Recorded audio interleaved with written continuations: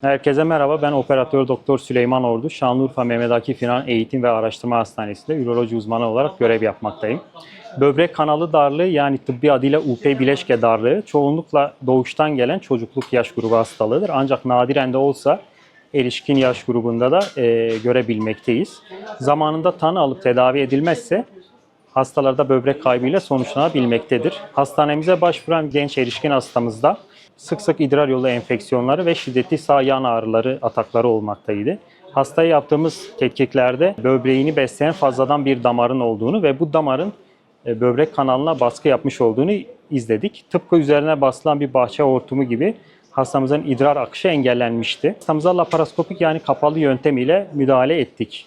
Karnında açılan 3 adet milimetrik delik ile girerek böbreği besleyen fazladan damarı gördük ve koruduk. Baskıya uğramış olan idrar kanalının daralmış olduğunu izledik. Dar kısmı çıkardıktan sonra damarın ön tarafına idrar kanalını yeniden dikip darlığı ortadan giderdik.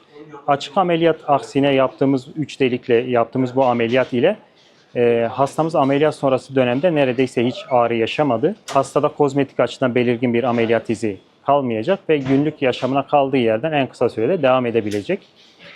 Artık hemşehrilerimizin bu tür ileri düzey ameliyatlar için başka şehirlere gitmesine gerek kalmayacak. Şanlıurfa'mıza en kaliteli sağlık hizmetini vermeye devam edeceğiz. Hepinize sağlıklı günler diliyorum.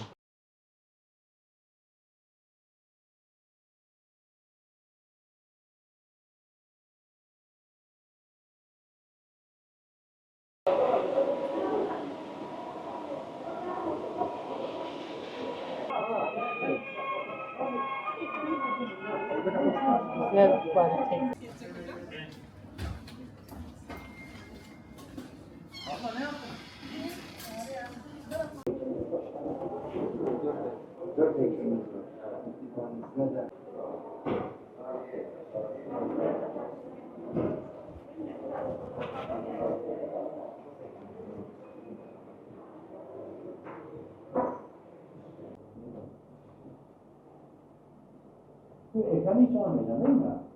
Yok hocam, ben sadece film görüntüsünü hafiften arkamızdan şey yaptım.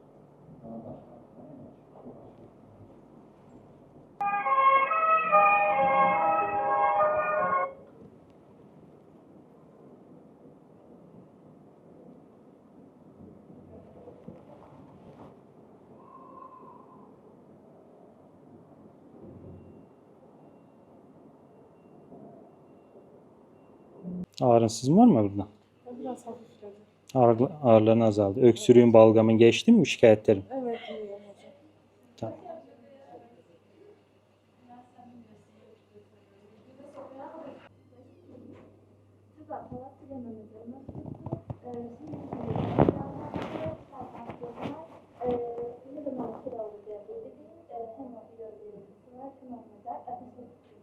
Hem